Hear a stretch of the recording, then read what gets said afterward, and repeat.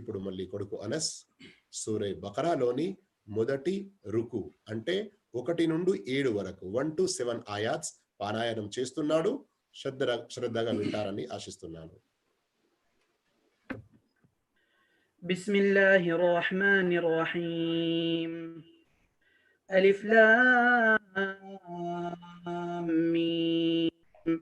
జాలికల్ కితాబు లా రైబ ఫీహి హుదల్ lil ముత్తఖీన్ الذين يؤمنون بالغيب ويقيمون الصلاة ومما رزقناهم ينفقون والذين يؤمنون بما أنزل إليك وما أنزل من قبلك وبالآخرة هم يوقنون أولئك على هدى من ربهم وأولئك هم المفلحون إن الذين كفروا سواء عليهم أأنذرتهم أم لم تنذرهم لا يؤمنون ختم الله على قلوبهم وعلى سمعهم وعلى أبصارهم غشاوة ولهم عذاب عظيم. అపార కరుణామయుడు పరమ కృపాశీలుడైన అల్లాహ్ పేరుతో. అలిఫ్ లామ్ మీమ్. ఈ గ్రంథం అల్లాహ్ గ్రంథం అన్న విషయంలో ఎంత మాత్రం సందేహం లేదు. భయభక్తులు కల వారికి ఇది సన్మార్గం చూపుతుంది. వారు గోప్యమైన విషయాలను విశ్వసిస్తారు, నమాజును నెలకొల్పుతారు, ఇంకా మేము ప్రసాదించిన దానిలో సంపదలో నుంచి ఖర్చు పెడతారు. మేము నీ వైపుకు అంటే ప్రవక్త వైపుకు అవతరింపజేసిన దానిని, నీకు పూర్వం అవతరింపజేసిన వాటిని వారు విశ్వసిస్తారు. పరలోకం పట్ల కూడా వారు దృఢనమ్మకం కలిగి ఉంటారు. ఇలాంటి వారే తమ ప్రభువు తరఫు నుంచి వచ్చిన సన్మార్గాన ఉన్నారు. సాఫల్యాన్ని పొందేవారు వీరే. అవిశ్వాసులను నీవు భయపెట్టినా భయపెట్టకపోయినా ఒకటే, ఇక వారు విశ్వసించరు. అల్లాహ్ వారి హృదయాలపై, వారి చెవులపై ముద్ర వేశాడు. వారి కళ్ళపై పొర ఉంది. ఇంకా వారికి మహాఘోరమైన శిక్ష ఉంది. అల్లాహు అక్బర్. అల్లాహ్ రబ్బుల్ ఆలమీన్ ఇలాంటి శిక్షల నుండి మనందరినీ కూడా కాపాడుగాక. సూరతుల్ బకరాలోని మొదటి రుకు మనం ఇప్పుడు తిలావత్ విన్నాము, తర్జుమా అనువాదం కూడా విన్నాము. ఈ 7 ఆయతులలో మనకు బోధపడుతున్నటువంటి ముఖ్య విషయాలు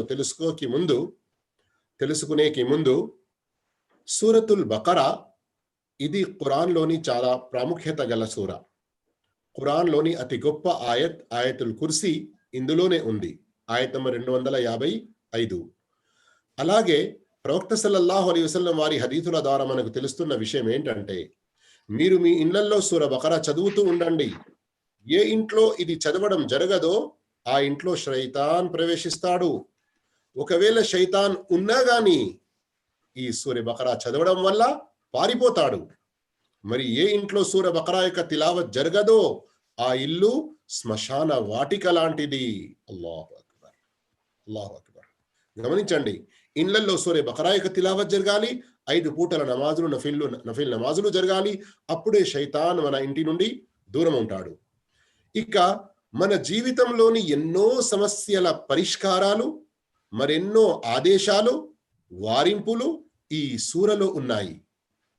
ఉదాహరణకు తౌహీద్ మరియు విశ్వాసాల గురించి, నమాజ్, ఉపవాసం, జకాత్, హజ్ లాంటి ఆరాధనల గురించి, హలాల్ సంపాదించండి చెప్పడం జరిగింది. హరాం సంపాదనకు, సారాయి, జూదాలకు, వడ్డీ, లంచాలకు దూరం ఉండండి ఇందులో ఇలాంటి చెడుల నుండి వారించడం జరిగింది. అలాగే వివాహాలు, విడాకులకు సంబంధించిన ఆదేశాలున్నాయి.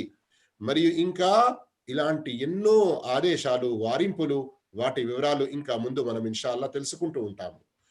ఈ సూరత్లోని మొదటి ఆయత్ ఖురాన్ విషయంలో ఎవరూ ఎలాంటి సందేహానికి గురి కాకూడదు.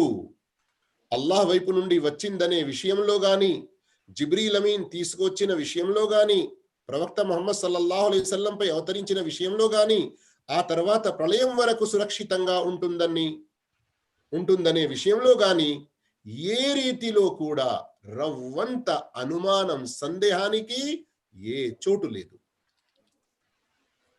ఈ ఆయతలో ఒకవేళ మనం గమనించగలిగితే ఇక్కడ మనకు మరొక ముఖ్య బోధ ఏముందంటే,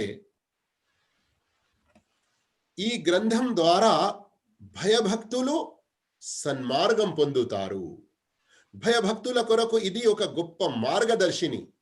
అయితే కొన్ని సందర్భాల్లో ఈ మొదటి ఆయత్ చదివి కొందరు అనుమానించడమో, నౌజుబిల్లా, అస్తగ్ఫిరుల్లా, లేదో చిన్నపాటి ఆక్షేపణ వ్యక్తపరచడమో జరిగింది. అదేమిటంటే సూరే బకరా సూర నంబర్ 2 ఆయత్ నంబర్ 185లో హుదల్లిన్నాస్ అని చెప్పడం జరిగింది, సర్వ మానవాళికి మార్గదర్శిని. మరియు ఇక్కడ కేవలం ముత్తకీన్, భయభక్తులు గల వారికి మార్గదర్శిని అని చెప్పడం జరిగింది. అసలు ఏంటి భావం? దీని సమాధానం ఇచ్చేకి ముందు ఒక నియమం, ఒక రూల్ గుర్తుంచుకోండి. అదేమిటంటే ఖురాన్ ఒక ఆయత్ మరో ఆయత్కు ఎప్పుడూ విరుద్ధం కాదు. కాంట్రడిక్షన్ అనేది ఖురాన్ లో ఏమాత్రం లేదు. అలాగే ఖురాన్ మరియు సహీ హదీసుల మధ్యలో కూడా ఎలాంటి కాంట్రడిక్షన్, విరుద్ధం అనేది ఏమాత్రం లేదు. ఇది ఒక నియమం, రూల్ గుర్తుంచుకోండి. అలా ఎప్పుడైనా ఎక్కడైనా కనబడింది అంటే మన ధర్మ జ్ఞానం యొక్క కొరత, మన యొక్క అనుభవం యొక్క కొరత, మనకు ఉండవలసిన జ్ఞానంలో కొన్ని పద్ధతులు ఏవైతే ఉన్నాయో, రూల్స్ రెగ్యులేషన్స్ ఏవైతే ఉన్నాయో అవి తెలియకపోవడం వల్ల ఇలాంటి తప్పిదారిలో మనం పడుతున్నాము అని భావం. ఇక రండి, హుదల్లిన్నాస్ ఒక చోట, హుదల్లిల్ ముత్తకీన్ ఒక చోట. విరుద్ధం కాదు. ఏంటి భావం? దీనికి నేను ఒక చిన్న ఉదాహరణ ఇస్తున్నాను, గమనించండి. ఏంటి?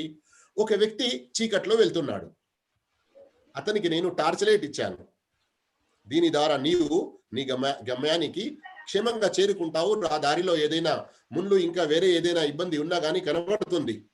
అతడు వాటిని పట్టించుకోలేదు, అతడు సురక్షితంగా చేరుకోలేదు. మరో వ్యక్తి వచ్చాడు, అతనికి నేను టార్చ్ లైట్ ఇచ్చి అదే మాట చెప్పాను. ఆ వ్యక్తి టార్చ్ లైట్ తీసుకున్నాడు, దాన్ని వెలిగించాడు, మరియు దారి మంచిగా చూసుకుంటూ సురక్షితంగా గమ్యానికి చేరుకున్నాడు. ఇక చెప్పండి మీరే, చెప్పండి, టార్చ్ లైట్ లాభం చేకూర్చేది, కానీ ఎవరి కొరకు లాభం చేకూర్చేది? ఎవరైతే దానిని తీసుకొని సరి అయిన రీతిలో దాన్ని ఉపయోగిస్తారో. ఇక్కడ భావం సర్వ మానవాళికి ఖురాన్ హిదాయత్. అవును, కానీ ఈ హిదాయత్ను పొంది సాఫల్యం ఎవరు పొందుతారు? దాన్ని ఎవరైతే సరి అయిన రీతిలో చదివి ఆచరించి జీవితం గడుపుతారో వారికే. అందుకొరకు సోదరులారా, మనం ఖురాన్ లాంటి ఉత్తమ గ్రంథం మన వద్ద ఉంచుకొని ఈ కాలంలో జరుగుతున్న విషయాలను చూస్తే మనలోనే ఏదో తప్పు ఉంది అన్నటువంటి భావం మనం గ్రహించగలుగుతాము కదా. కేవలం గ్రహిస్తే సరిపోదు, మనలో మార్పు తీసుకురావాలి. ఇక్కడ ముఖ్య బోధన మనకు కలిగింది ఏమిటి? మనం మనలో భయభక్తులను పెంపొందించుకోవాలి. ఈ సూరాలో 3 రకాల మనుషుల గురించి చెప్పడం జరిగింది. మనుషుల్లో 3 రకాల వారు ఉన్నారు అని చెప్పడం జరిగింది. విశ్వాసులు, వారి యొక్క కొన్ని గుణాలు; అవిశ్వాసులు, వారి యొక్క కొన్ని గుణాలు; మరియు కపట విశ్వాసులు, మునాఫికీన్, అది 2వ రుకులో ఇన్షాల్లా దాని ప్రస్తావన వస్తుంది. అయితే విశ్వాసుల గుణాలలో ఏదైతే ఇక్కడ ప్రస్తావించడం జరిగిందో, అగోచరాలను విశ్వసించండి, నమాజును స్థాపించండి, జకాత్ చెల్లించండి, దాన ధర్మాలు ఇస్తూ ఉండండి, మరియు అల్లాహ్ గ్రంథాన్ని విశ్వసించండి.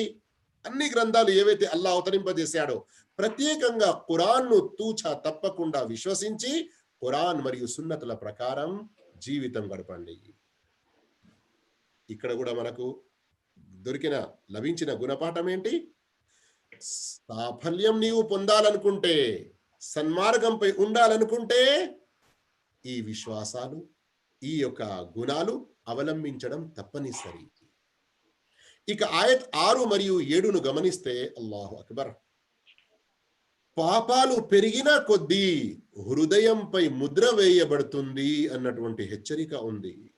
ఇక ఎప్పుడైతే హృదయంపై ముద్ర పడుతుందో ఏ మంచి కానరాదు, ఏ మంచి వినరాదు. అందుకొరకు అలాంటి వారికి ఘోరమైన శిక్ష ఉంది అని కూడా హెచ్చరించడం జరిగింది. ఇప్పుడు సూరే బకరాలోని 2వ రుకు ఆయత్ నంబర్ 8 నుండి 20 8 to 20 పారాయణం చేయడం జరుగుతుంది. శ్రద్ధగా ఆలకించండి.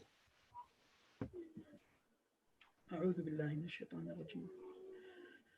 ومن الناس من يقول آمنا بالله وباليوم الآخر وما هم بمؤمنين يخادعون الله والذين آمنوا وما يخدعون إلا أنفسهم وما يشعرون في قلوبهم مرض فزادهم الله مرضا ولهم عذاب أليم بما كانوا يكذبون وإذا قيل لهم لا تفسدوا في الأرض قالوا إنما نحن مصلحون ألا إنهم هم المفسدون ولكن لا يشعرون وإذا قيل لهم آمنوا كما آمن الناس قالوا أنؤمن كما آمن السفهاء ألا إنهم هم السفهاء ولكن لا يعلمون وإذا لقوا الذين آمنوا قالوا آمنا وإذا خلوا إلى شياطينهم قالوا إنا معكم إنما نحن مستهزئون الله يستهزئ بهم ويمدهم في طغيانهم يعمهون أولئك الذين اشتروا الضلالة بالهدى فما ربحت تجارتهم وما كانوا مهتدين مثلهم كمثل الذي استوقد نارا فلما أضاءت ما حوله ذهب الله بنورهم وتركهم في ظلمات لا يبصرون صم بكم عمي فهم لا يرجعون أو كصيب من السماء فيه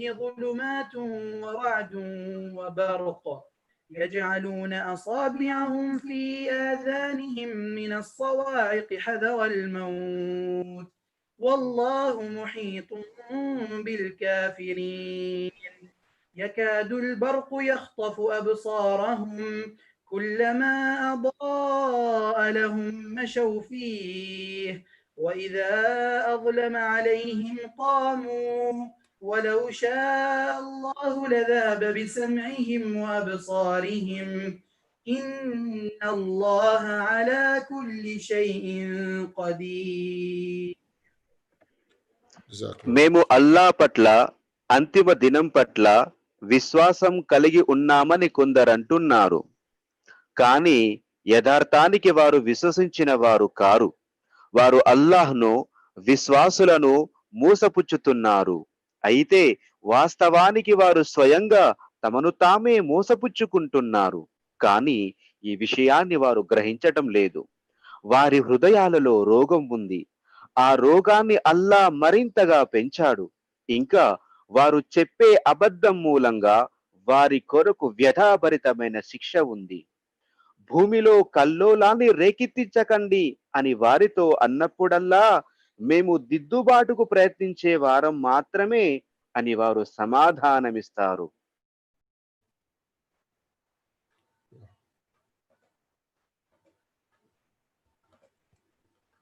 ముందుకు వెళ్ళండి. Hello Sheikh Abu Hayyan. Sheikh Abu Hayyan connection cut అయిందా? మీరు వింటున్నారా? షేఖ్ ఇక్రామ్, షేఖ్ రియాద్ భాయ్. నేను వింటున్నాను షేఖ్. వినస్తుందా షేఖ్ యొక్క షేఖ్ అబు హయ్యాన్ తర్జుమా అనువాదం? లేదు లేదు షేఖ్, ఆయన ఆగిపోయారు. బహుశా ఏదన్నా డిస్కనెక్ట్ అయ్యారు. సరే, మంచిది. ఓకే, ఏదో నెట్ ప్రాబ్లం కావచ్చు. సోదరులారా, మిత్రులారా, మీరు రంది పడకండి. ఇప్పుడు షేఖ్ అబు హయ్యాన్ వచ్చేసారా? 14వ వచనం. చెప్పండి. జజాకుముల్లాహ్ ఖైర్. విశ్వాసులను కలుసుకున్నప్పుడు వారు మేము విశ్వసించిన వారమే అని అంటారు. కానీ తమ శైతానుల అంటే పెద్దల లేక సర్దారుల వద్దకు పోయినప్పుడు మేము మీతోనే ఉన్నామండి, కాకపోతే వాళ్ళతో పరిహాసమాడుతున్నామంతే అని పలుకుతారు. అల్లా కూడా వారితో పరిహాసమాడుతున్నాడు. వారు తలబిరుసుతనాన్ని మరింత అధికం చేస్తున్నాడు. ఫలితంగా వారు అందులై గమ్యరహితంగా తిరుగుతూ పోతున్నారు. అపమార్గాన్ని సన్మార్గానికి బదులుగా కొని తెచ్చుకున్న వారు వీరే. అందుచేత వారి ఈ వర్తకం వారికి లాభదాయకము కాలేదు. వారు సన్మార్గానికి నోచుకోనూ లేదు. వారి ఉపమానం నిప్పు రాజేసిన వ్యక్తి లాంటిది. నిప్పు రాజేసినంతనే పరిసరాల్లోని వస్తువులన్నీ వెలుగులోనికి వచ్చాయి. అంతలోనే అల్లా వారి వెలుగును హరించి వారిని కారు చీకట్లలో ఏమీ కానరాని స్థితిలో వదిలేశాడు. వారు చెవిటివారు, మూగవారు, గ్రుడ్డివారు. ఇక వారు సరైన దారికి మరలి రారు. లేదా వారి ఉపమానం ఆకాశం నుంచి కురిసే భారీ వర్షం మాదిరిగా ఉంది. అందులోనే చిమ్మ చీకట్లు, ఉరుములు, మెరుపులు, ఉరుముల గర్జన విని మృత్యు భయంతో వారు తమ వ్రేళ్లను తమ చెవులలో దూర్చుకుంటారు. అల్లా ఈ అవిశ్వాసులను అన్ని వైపుల నుంచి ముట్టడిస్తాడు. మెరుపులు వారి దృష్టిని ఎగరేసుకుపోతాయా అన్నట్టుంది వారి పరిస్థితి. అవి మెరుపు తీగలు వెలుగును విరజిమ్మినప్పుడల్లా వారు అందులో కొంత దూరం నడుస్తారు. తర్వాత వారిపై చీకటి ఆవరించగానే నిలబడిపోతారు. అల్లాహే గనుక తలుచుకుంటే వారి వినే శక్తిని, కంటి చూపుని పోగొట్టేవాడు. నిశ్చయంగా అల్లా అన్నింటిపై అధికారం కలవాడు. అల్లాహు అక్బర్, అల్లాహు అక్బర్. సోదర మహాశివులారా, వాస్తవానికి మనం ఖురాన్ ద్వారా గుణపాఠం నేర్చుకొని దాని ప్రకారంగా మన జీవితాలను మలుచుకుంటే తప్పకుండా అల్లా యొక్క సహాయాలు వస్తాయి. ఈ రోజు ఏదైతే పరిస్థితి మనం చూస్తున్నామో అందులో అతి గొప్ప మార్పు వస్తుంది. దీని గురించి చెప్పుకుంటూ పోతే ఎన్నో విషయాలు ఉంటాయి, కానీ ఒకే ఒక విషయం గమనించండి, ఆ తర్వాత సారాంశం నేను మీకు తెలియజేస్తాను. సూరతుల్ జుమాలో అల్లాహు తాలా ప్రవక్త సల్లల్లాహు అలైహి వసల్లం రాక ముందు వారి కాలం గురించి లఫీ దలాలి ముబీన్ అని తెలిపాడు. అదే విషయం సూర ఆలి ఇమ్రాన్ లో కూడా ఉంది. అంటే వారు అజ్ఞానంలో, మూర్ఖత్వంలో మరియు దుర్మార్గంలో చాలా లోతుగా కూరుకుపోయారు. కానీ అలాంటి వారిని ఖురాన్ ఎలా తీర్చిదిద్దుందో గమనించండి. వాస్తవంగా మనం ఈరోజు ఖురాన్ను నమ్ముతున్నాము కదా, మనం ఆచరించామంటే ఇన్షా అల్లాహ్ తప్పకుండా ఈ లాభాలు కలుగుతాయి. అయితే ఈ సూర బకరాలోని మొదటి 5 ఆయతుల్లో ఇంతకుముందు చెప్పినట్లు విశ్వాసుల గుణాలు, వారి పర్యవసానం, మరియు 2 ఆయతుల్లో అవిశ్వాసుల గుణాలు, వారి పర్యవసానం తెలుపబడింది. ఇది మొదటి రుకు. ఇప్పుడు ఈ 2వ రుకులో ప్రత్యేకంగా కపట విశ్వాసుల, వంచకుల గుణాలు అల్లాహు తాలా తెలియజేస్తూ వారి యొక్క పర్యవసానం కూడా చాలా స్పష్టంగా చెప్పాడు.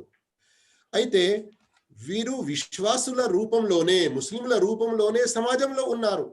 ఇప్పుడు ప్రస్తుత రోజుల్లో మనం కూడా చూస్తూ ఉన్నాము కదా, ఎంతోమంది ముస్లింల పేర్లు పెట్టుకొని ఉన్నారు. కానీ ఇస్లాం మరియు ముస్లింలకు వ్యతిరేకంగా వారి యొక్క భాషణలు, వారి యొక్క స్టేట్మెంట్లు చదువుతూ వింటూ ఉంటాము. అందుకొరకు మనం ఎవరు ఎంత పెద్ద హోదాలో ఉన్నారో వారి యొక్క మాటనే సత్యము అన్నటువంటి భ్రమలో పడకుండా ఖురాన్తో మన సంబంధం పటిష్టంగా ఉంచేది ఉంటే ప్రతిరోజు అల్లాతో ఇహ్దిన సిరాతల్ ముస్తఖీం అని హృదయపూర్వకంగా దువా చేస్తూ ఉంటే ఎవరెవరు ఎలా మోసం చేస్తున్నారో, ఎవరెవరు ఎలా ఇస్లాం మరియు ముస్లింలకు నష్టం కలుగజేస్తున్నారో చాలా స్పష్టంగా మనం గుర్తెరుగుతాము. అయితే విశ్వాసుల యొక్క గుణాలను, అస్తగ్ఫిరుల్లాహ్, కపట విశ్వాసులు, వంచకుల యొక్క దుర్గుణాలను అల్లాహు తాలా ఈ ఆయతులలో ఏదైతే ప్రస్తావించాడో ముందు ఆ దుర్గుణాలు తెలుసుకోండి, మరియు వాటికి దూరం ఉండే ప్రయత్నం మనలో ప్రతి ఒక్కడు చేయాలి. మొదటి వారి దుర్గుణం విశ్వాసం యొక్క భూటకపు ప్రకటన. మీరు గమనించారు కదా, ఇప్పుడు తర్జుమాలో కూడా, షేఖ్ అబూ హయ్యాన్ చేసిన తర్జుమాలో కూడా వారు ఏమంటారు, మేము విశ్వాసులము అని అంటారు. కానీ అల్లా అంటున్నాడు వమాహుం బిముమినీన్, వారు విశ్వాసులు కారు అని. వారిలో ఉన్నటువంటి రెండవ దుర్గుణం ఏమిటంటే విశ్వాసులను మోసగించడం. యుఖాదిఊన అల్లాహ్ వల్లదీన ఆమను. వారు ఇలాంటి భ్రమలు కలిగి ఉంటారు. కానీ అది ఒక తెలుగులో మనం కూడా సామెతం చెప్తాం కదా, పైకి సూర్యుడి మీద లేదా చంద్రుణ్ణి ఉంచేది ఉంటే తూ అని ఎవరి మీద పడుతుంది? అలాంటి పరిస్థితి వారిది. వారిలో ఉన్నటువంటి మూడవ దుర్గుణం ఏమిటంటే సంక్షోభాలు, ఫిత్నాలు, ఉపద్రవాలు వారు లేపుతారు. ఇలా చేయకండి, ప్రజలకు నష్టం చేకూర్చకండి అని అంటే మేము దిద్దుబాటుకు ప్రయత్నం చేస్తున్నాము, మేము సంస్కరణ కర్తలము అన్నటువంటి ఆరోపణలు చేస్తారు. వారిలో ఉన్నటువంటి మరో దుర్గుణం ఏమిటంటే సత్య విశ్వాసులను, ఇస్లాం యొక్క నిజమైన ప్రేమికులను ఆచరించే వారిని మూర్ఖులుగా భావిస్తారు. మూర్ఖులు అని స్పష్టంగా అంటారు, కానీ అసలైన మూర్ఖత్వంలో పడి వారే ఉన్నారన్న విషయాన్ని గ్రహించరు. వారిలో ఉన్నటువంటి మరో దుర్గుణం ఏమిటంటే ద్వంద్వ వైఖరి. విన్నారు కదా, సర్దారుల వద్దకు వెళ్ళినప్పుడు ఎక్కడ ఎలాంటి పరిస్థితి ఉంటుందో అలా తమకు తాము రూపుదిద్దుకొని వారితో ఉన్నటువంటి వారు చేష్టలు అవలంబిస్తారు. ఇంకా వారిలో ఉన్నటువంటి దుర్గుణం ఏమిటంటే వారు ఇంత స్పష్టంగా వారికి బోధనలు బోధించబడుతున్నప్పటికీ సన్మార్గానికి బదులుగా దుర్మార్గాన్ని కొని తెచ్చుకుంటారు. అయితే అల్లాహు తాలా ఆ తర్వాత 17, 18, 19, 20 ఈ ఆయతులను మనం గమనిస్తే ఇందులో వారి గురించి 3 రకాల పోలికలను ఇచ్చాడు. ఈ పోలికల గురించి వివరిస్తూ పోతే సమయం చాలా ఎక్కువగా పోతుంది. కానీ మనం ఇప్పుడు ఈ ఆయతుల అనువాదం మరి దీని యొక్క సారాంశం విన్నాము కదా. మనకు లభించిన గుణపాఠం ఏంటి? అయితే గుణపాఠం ఏంటంటే మనం ఇలాంటి బూటకపు ప్రకటనలు చేసి సంక్షోభానికి తలెత్తి ప్రజలలో చెడును ఏదైతే ప్రబలింపజేస్తున్నారో అలాంటి వారికి జాగ్రత్తగా ఉండాలి. మరియు స్వయం మనం నిఫాక్, వంచపుతనం, కపట విశ్వాసం లాంటి రోగంలో పడకుండా అల్లాహ్తో దువా చేస్తూ ఉండాలి. అల్లాహుమ్మ ఇన్ని అఊదు బిక మినన్ నిఫాక్, ఓ అల్లాహ్ నన్ను నిఫాక్ నుండి కాపాడు. ఒక తాబీ చెబుతున్నారు, 30 సహాబాలను చూశాను నేను, వారు భయపడుతూ ఉండేవారు నాలో ఎక్కడైనా నిఫాక్ వచ్చిందా ఏమా అని. మరియు అంతేకాదు ఈ ఆయతులను చదవడం ద్వారా మరొక గొప్ప బోధన మనకేం కలుగుతుందంటే అల్లాహు తాలా ఈ ముస్లిం సమాజాన్ని మునాఫికుల, వంచకుల కీడు నుండి, చెడు నుండి రక్షించాలి అని కూడా మనం దువా చేస్తూ ఉండాలి. ఇది మన యొక్క బాధ్యత. అంతేకాదు ఇక్కడ మీరు గమనించారు కదా, 2 చోట్ల ఈ ఆయతులలో అల్లాహ్ తాలా చెప్పాడు వారి యొక్క రోగాన్ని అల్లాహ్ ఇంకా పెంచాడు అని. అసలైన కాంతి నూర్ అంటే సన్మార్గం యొక్క నూర్, తౌహీద్ యొక్క నూర్, ఇస్లాం యొక్క నూర్, కాంతి వారి నుండి దూరం అయిపోయింది. అయితే ఇలాంటి విషయాలు విన్నప్పుడు అల్లాహుమ్మ జఅల్ ఫీ కల్బీ నూరా, అల్లాహుమ్మ జఅల్ ఫీ సమఈ నూరా, ప్రత్యేకంగా నమాజ్కు వెళ్లే సందర్భంలో ఈ దువా నేర్పడం జరిగింది హిస్నుల్ ముస్లింలో. మరియు రెయిన్బో వల్ల ముఖ్యమైన దువాలు అని మేము రచించినటువంటి పుస్తకంలో దువాలు ఉన్నాయి, చదువుతూ ఉండండి. అలాగే అల్లాహు తాలా ఇందులో మనకిచ్చిన అతి గొప్ప గుణపాఠాలలో ఏమిటంటే ఇన్నల్లాహ అలా కుల్లి షైఇన్ ఖదీర్, అల్లాహు తాలా సర్వశక్తిమంతుడన్న విషయాన్ని గుర్తించండి. ఈ విశ్వాసం, ఈ నమ్మకం మనలో గట్టిగా బలంగా ఉంది అంటే మనం అల్లాహ్ యొక్క ఇష్ట ప్రకారంగా జీవిస్తున్నాము అంటే, మరియు వారి యొక్క చెడు గుణాలు, వారి యొక్క ఎత్తుగడలు ఇన్షాల్లా మనల్ని ఏ నష్టంలో పడవేయవు. ఇప్పుడు ఇన్షాల్లా ఈ తర్వాత ఉన్నటువంటి ఆయతులు 3 వరకు ఆయత నంబర్ 21 నుండి 29, 21 to 29 పారాయణం చేయడం జరుగుతుంది.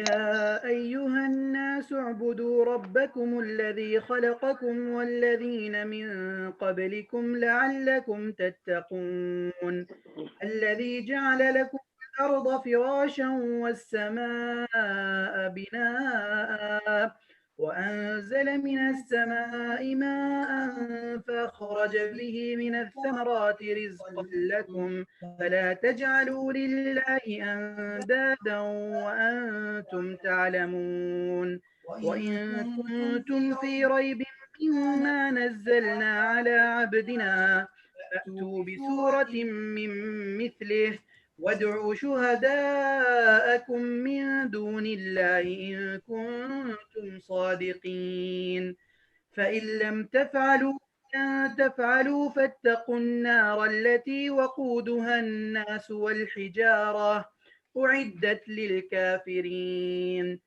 وبشر الذين آمنوا وعملوا الصالحات أن لهم جنات تجري من تحتها الأنهار كلما رزقوا منها من ثمرة رزقا قالوا هذا الذي رزقنا من قبل وأتوا به متشابها ولهم فيها أزواج مطهرة وهم فيها خالدون إن الله لا يستحيي أن يضرب مثلا ما بعوضة فما فوقها فأما الذين آمنوا فيعلمون أنه الحق من ربهم وأما الذين كفروا فيقولون ماذا أراد الله بهذا مثلا يضل به كثيرا ويهدي به كثيرا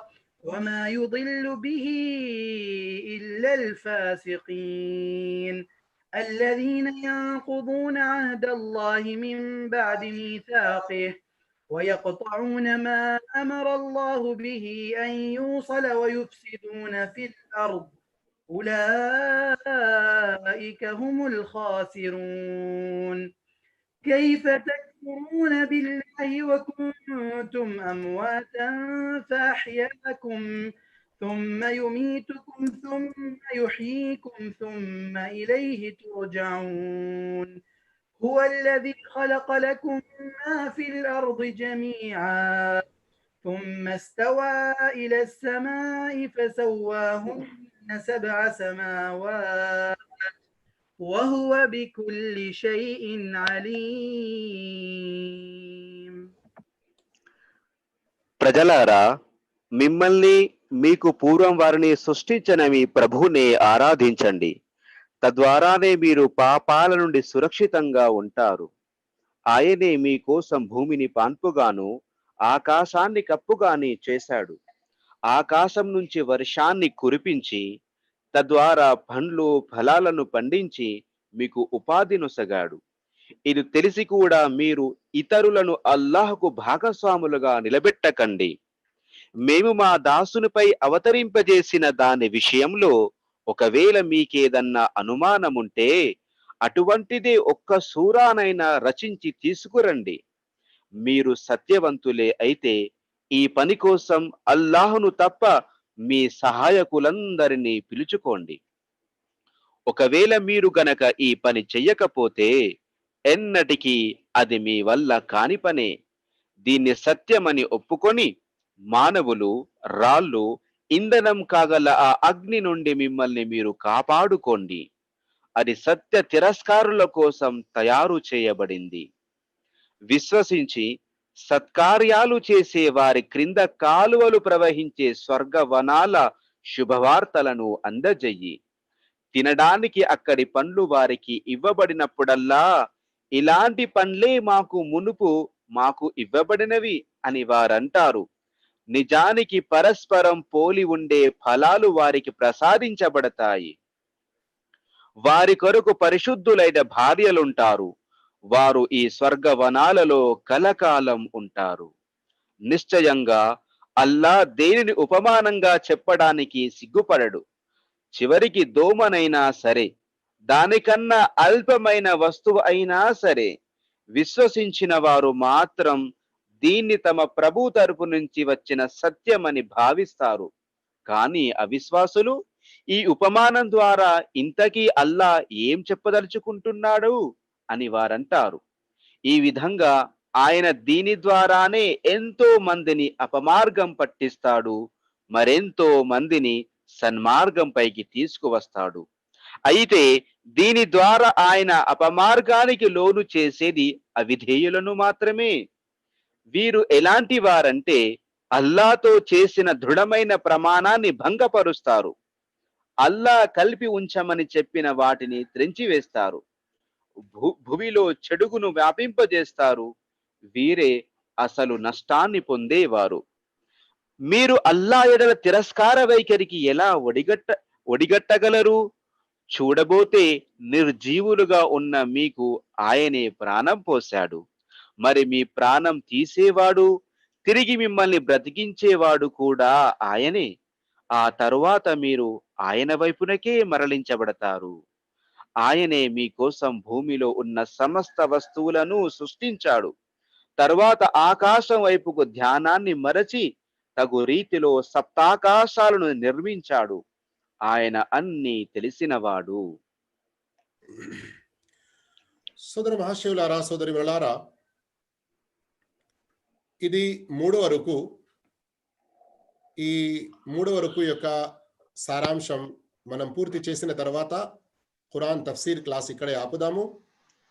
హదీత్ నుండి ఉపవాసాలకు సంబంధించిన ఒక 2 హదీతులు ఇన్షాల్లా మనం విందాము. ఆ తర్వాత మీ యొక్క ప్రశ్నలు కూడా తీసుకొని వాటికి సమాధానం చెప్పడం జరుగుతుంది. అయితే అల్లాహుతాలా వీటి ద్వారా మనకు ఇహపర లోకాలలో లాభం చేకూర్చుగాక అని మీరు కూడా దువా చేస్తూ ఉండండి. మూడవ రుకు యొక్క ఆరంభం సర్వ మానవాళికి అల్లాహుతాలా ఇచ్చినటువంటి ఆదేశం నుండి మొదలవుతుంది. అయితే ఇక్కడ మనం గమనించాల్సిన విషయం, ఖురాన్ మొదటి నుండి ఇక్కడి వరకు సూరా ఫాతిహా తర్వాత 20 ఆయతులు ఇక అల్లా ఇచ్చినటువంటి మొట్టమొదటి ఆదేశం, ఆర్డర్ ఖురాన్లో ఇదే. గమనించండి, ఏ విషయం ప్రథమంగా ఇవ్వడం జరుగుతుందో, తొలిసారిగా ఇవ్వడం జరుగుతుందో, ఒక ఆరంభంలో ఇవ్వడం జరుగుతుందో దానికి చాలా ప్రాముఖ్యత ఉంటుంది. అందుకొరకు మనం ఇబాదత్ అల్లాహ్ తప్ప ఇంకా ఎవరిది కూడా చేయకూడదు. ఇబాదత్ అని ఎప్పుడైతే మనం అంటామో ఇందులో 2 భావాలు కనీసం వస్తాయి అన్నటువంటి విషయం మీరు గుర్తుంచుకోండి. ఒకటి, హృదయ, నాలుక, అవయవాలకు, ధనానికి సంబంధించిన ఈ 4 రకాల విషయాల అన్ని పనులు ఏవైతే అల్లా మనకు ఆదేశించాడో అవన్నీ కూడా కేవలం అల్లాహ్ కొరకు మాత్రమే చేయడం, ఇక ఎవరికి కూడా చేయకపోవడం, అంటే వాటిలో భాగస్వామి చేయకపోవడం. రెండో భావం, ఒక ముస్లింగా మనం జీవిస్తూ మనం చేసే ప్రతి పని కూడా అది సర్వసామాన్యంగా జనరల్ గా ఇబాదత్ అన్న భావంలోకి వస్తుంది. ఉదాహరణకు ముఆద్ రదియల్లాహు తఆలా చెప్పారు, ఇన్ని అహ్తసిబు నౌమతి కమా అహ్తసిబు కౌమతి. నేను తహజ్జుద్ కొరకు ఏదైతే నిలబడి ఒక ఇబాదత్ అని భావించి పుణ్యం ఆశించి అల్లాహ్తో పుణ్యాన్ని పొందాలి అని కోరుతానో, అలాగే నిద్రను కూడా నేను అల్లా దీనికి బదులుగా నాకు పుణ్యం ప్రసాదించాలి అని కోరుతాను. ఎప్పుడైతే మన నిద్ర, ఎప్పుడైతే మన తిండి, ఎప్పుడైతే మన దుస్తులు ధరించడం, ఎప్పుడైతే మన బయట ఏదైనా పని చేసుకోవడం, ఎప్పుడైతే ఇండ్లలో మన యొక్క భార్య పిల్లలతో మన జీవితం అల్లా ఆదేశాల మేరకు ఉంటుందో, వ్యతిరేకంగా ఉండదో, ఇందులో మనం అల్లాహ్తో పుణ్యాన్ని ఆశిస్తామో, వాస్తవానికి మనం ఆరాధన యొక్క జనరల్ సర్వసామాన్యమైన భావాన్ని పాటిస్తున్నామని. అయితే ఇక్కడ మరో గమనించవలసిన విషయం ఏంటో తెలుసా? మనిషి అల్లా యొక్క సృష్టిలో ఇన్ని విషయాలు చూస్తూ తెలుసుకుంటూ, ఆకాశం కురుస్తుంది, పంటలు పండుతున్నాయి, ఇవన్నీ చూస్తూ కూడా అల్లాహకు వేరే ఎవరినైనా భాగస్వామిగా కలిగించడం వాస్తవానికి మన బుద్ధి జ్ఞానాలకు వ్యతిరేకం. మనం ఏ ధర్మాన్ని అవలంబిస్తామో దాని యొక్క మూల సూత్రాలకు కూడా ఇది వ్యతిరేకం. అయితే ఇక్కడ మనకు దైనందిక జీవితంలో పాటించడానికి ఒక గొప్ప సూచన, ఒక గొప్ప ఇందులో మనకు బోధన ఏమిటంటే, ఓ అల్లాహ్, నా జీవితం ఎల్ల వేళల్లో నీకిష్టమైన మార్గంలో గడిపే భాగ్యం ప్రసాదించు అని మనం మాటి మాటికి దుఆ చేసుకుంటూ ఉండాలి. ఇంకా మనం ఆ తర్వాత గమనిస్తే అల్లాహు తఆలా తర్వాత ఆయతులలో ఖురాన్ గురించి చాలా స్పష్టంగా తెలియజేశాడు. ఎవరైతే ఇందులో అనుమానం కలిగి ఉన్నారో వారు దీని లాంటి ఒక సూర తీసుకురావాలని ఛాలెంజ్ చేశాడు. మరియు ఈ ఛాలెంజ్ ను ఎవరు ఇప్పటి వరకు నెరవేర్చలేకపోయారు. ఈ ఛాలెంజ్ పూర్తి చేయడానికి నిలబడలేకపోయారు. మరియు అల్లాహ్ ఇక్కడ చెప్పిన విషయం గమనించండి. ఏమంటున్నాడు అల్లాహు తాలా? ఇప్పటి వరకు చేయలేదు, మరియు ఇక ముందు కూడా ఎప్పుడూ ఇది వారితో సాధ్యపడదు. వలం తఫఅలు, ప్రళయం వరకు సాధ్యపడదు. ఇక్కడ మనకు గుణపాఠం ఏంటి? ఇంత ఛాలెంజ్ గా అల్లాహ్ చెప్పినప్పుడు మనం ముస్లింలమై అరే ఇందులో చేతబడి గురించి ఏదో ఉందట, కానీ అది తప్పుగా ఉంది, ఇందులో స్త్రీలకు ఏదో కొన్ని విషయాలు మంచిగా న్యాయంగా ఏర్పడటం లేదు, దొంగ చేతులు కత్తిరించాలంట, కోయాలంట, ఇది న్యాయమైనది లేదు, ఇలాంటి సందేహాలకు ఎప్పుడు గురి కాకూడదు. గమనించండి. మరో విషయం, ఆ తర్వాత వెంటనే అల్లాహ్ ఏమన్నాడు? ఫత్తకున్నార్, ఆ నరకంతో భయపడండి. అయితే నరకంతో భయపడడానికి ఎల్ల వేళల్లో మనం చాలా జాగ్రత్తగా ఉండాలి. స్వయంగా అల్లాహ్తో దుఆ చేసుకుంటూ ఉండాలి. సహీ హదీసులో వచ్చి ఉంది, ప్రవక్త సల్లల్లాహు అలైహి వసల్లం చెప్పారు, ఎవరైతే 3 సార్లు అంటారో ఓ అల్లాహ్ నాకు స్వర్గం ప్రసాదించు, స్వర్గం స్వయంగా అంటుంది ఓ అల్లాహ్ ఇతనికి స్వర్గం ప్రసాదించు, సిఫారిష్ చేస్తుంది. ఎవరైతే 3 సార్లు ఓ అల్లాహ్ నరకం నుండి నన్ను రక్షించు అంటారో ఆ నరకం స్వయంగా వారి అల్లాహ్తో సిఫారిష్ చేస్తుంది, ఓ అల్లాహ్ ఇతని నరకం నుండి కాపాడు అని. ఆ తర్వాత ఆయత నంబర్ 25లో గనక మీరు గమనిస్తే మనకు ఒక చాలా గొప్ప బోధన మనకు బోధపడుతుంది. ఒక గొప్ప గుణపాఠం ఏంటో గ్రహించండి మీరు కూడా నాతో పాటు. మనిషి ఏం కోరుకుంటాడు? ఒక మంచి ఇల్లు ఉండాలి, ఏ కొరత లేకుండా మంచి తిండి ఉండాలి, మరియు భార్య పిల్లలు మన యొక్క అడుగు జాడల్లో ఉండి హాయిగా ఏ ఆటంకాలు, ఇబ్బందులు, రోగాలు లేకుండా ప్రశాంతమైన సుఖశాంతుల జీవితం కావాలి. కోరుకుంటాడా లేదా మనిషి? అయితే ఇది కేవలం స్వర్గంలోనే సాధ్యం. అయితే క్షణపాటు ఈ జీవితం ఏదైతే ఉందో కలకాలం జీవితం సుఖపడడానికి, బాగుపడడానికి కొంచెంపాటి శ్రమను భరించి ఇక్కడ అల్లాహ్ ప్రకారంగా జీవితం గడిపే ప్రయత్నం చేయి. ఇన్షాల్లా ఈ కోరికలన్నీ అక్కడ తీరుతాయి. ఇందులో ఉన్నటువంటి మనకు మరొక గొప్ప గుణపాఠం ఏంటంటే అల్లాహు తాలా ఆయత నంబర్ 26లో ఖురాన్ గురించి ఒక మంచి బోధన తెలియజేశాడు. అల్లాహ్ ఏ ఉపమానాలు ఏమైనా ఇచ్చాడు అంటే తూచా తప్పకుండా వాటిని నమ్మాలి. అందులో ఏమాత్రం సందేహానికి మనం గురి కాకూడదు. మరియు ఈ ఖురాన్ ద్వారా కొందరు సన్మార్గంపై వస్తే మరికొందరు దీని ద్వారా దూరమైపోతారు. మన సమాజంలోని ఉదాహరణలు ఇచ్చేది ఉంటే సమయం ఎక్కువైపోతుంది. అందు గురించి ఇంకా ముందుకు వెళ్తున్నాను. ఆ తర్వాత ఆయట్లో మీరు గమనించండి, మనలో ఈ లోపం చాలా ఉంది. అల్లాహ్ తాలా ఏమంటున్నాడు? వాస్తవానికి మీరు ముస్లింలు అయి ఉండేది ఉంటే తప్పకుండా అల్లాహ్ యొక్క ఒడంబడికలను, అల్లాహ్తో చేసినటువంటి అగ్రిమెంట్లను మీరు కాపాడండి, వాటిని పూర్తి చేయండి. అలాగే బంధుత్వాలను. ఈ రోజుల్లో ఒక చెడ్డ పుకారు ఏమున్నది? ఇస్లాం బంధుత్వాలకు సరి అయిన మార్గం చూపదు అని. ఎవరైనా ఎక్కడైనా సత్య మార్గంపై వచ్చారంటే, ఇస్లాంపై వచ్చారంటే పూర్తి సమాజం నుండి, వారి కుటుంబం నుండి దూరం చేయడం, అటువంటి కొన్ని పనులు వేరే వారు చేస్తూ ఉంటారు.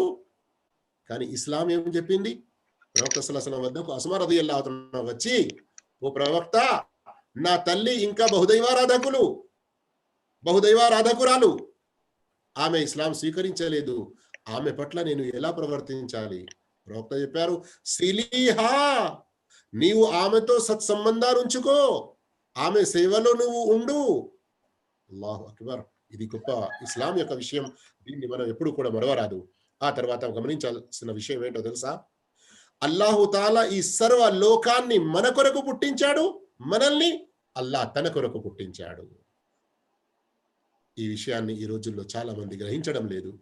అయితే ఇక్కడి వరకు 29వ ఆయత వరకు 3 రుకులు పూర్తి అయ్యాయి. ఈనాటి పాఠం కూడా మనం ఇక్కడే ఆపుదాము. మనం ఇప్పటి వరకు విన్న విషయాలను అల్లాహ్ తాలా అర్థం చేసుకొని దాని ప్రకారంగా జీవించేటువంటి సద్భాగ్యం ప్రసాదించుగాక. ఆమీన్. జజాకుముల్లాహు ఖైరా.